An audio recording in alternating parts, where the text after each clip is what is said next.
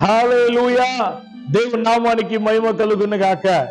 ఆమేన్. లూకా సువార్త 2వ అధ్యాయం 1వ వచనం నుండి మనం చూసినట్లయితే, ప్రజా సంఘంలో తమ పేరును నమోదు చేయడానికి కోసం యేసేపు కూడా తన భార్య అయిన మరియాను తీసుకొని ఆమేన్ గలిలయలో ఉన్న నజరేతు నుండి బెత్లెహేముకు వచ్చాడు.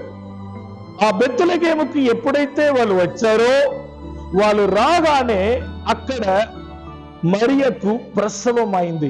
దేవుని నామానికి మహిమ కలుగును గాక. నేను మిమ్మల్ని చూసి ఒక మాట అడగాలనుకుంటున్నాను.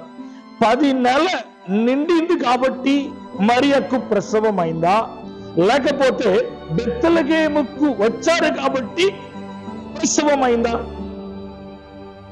చూడండి, దేవుని యొక్క ప్రవచనం, దేవుని యొక్క ప్రణాళిక, యేసు బెత్లెహేములో పుట్టాలి, మరియ ఏమో నజరేతులో ఉన్నది.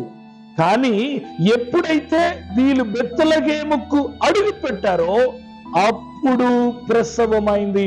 దేవుని నామానికి మహిమ కలుగును గాక. ఆమె మనకు ప్రార్థన ఒక శక్తి ఏంటో మనకు తెలుసు, స్తుతి ఒక శక్తి ఏంటో మనకు తెలుసు, వాక్యం ఒక శక్తి ఏంటో మనకు తెలుసు. అలాగే దేవుని యొక్క చిత్తం యొక్క శక్తి ఏంటో అదే మరియా జీవితంలో జరుగుతుంది. అనేక సంవత్సరాలుగా మీరు ప్రార్థన చేస్తా ఉన్నారో ఏమో, ఈ దినమున మరియా వలె మీరు దేవుని చిత్తంలో అడుగు పెడితే జరగవలసిన కార్యాలు మీ జీవితంలో, మీ కుటుంబంలో, మీ పిల్లల జీవితంలో, మీ పరిచర్యలో జరగడానికి ప్రారంభిస్తాయి. దేవుని నామానికి మహిమ కలుగును గాక. మరియా యేసేపు పేరును నమోదు చేయడానికి కోసం బెత్లెహేముకు వచ్చారు. వాళ్ళు పేరు నమోదు చేశారా? అదన్నీ రాయబడలే. కానీ దేవుడు వారిని అక్కడికి నడిపించిన దాని యొక్క ఉద్దేశం, దేవుడు తన ప్రణాళికను నెరవేర్చడానికి.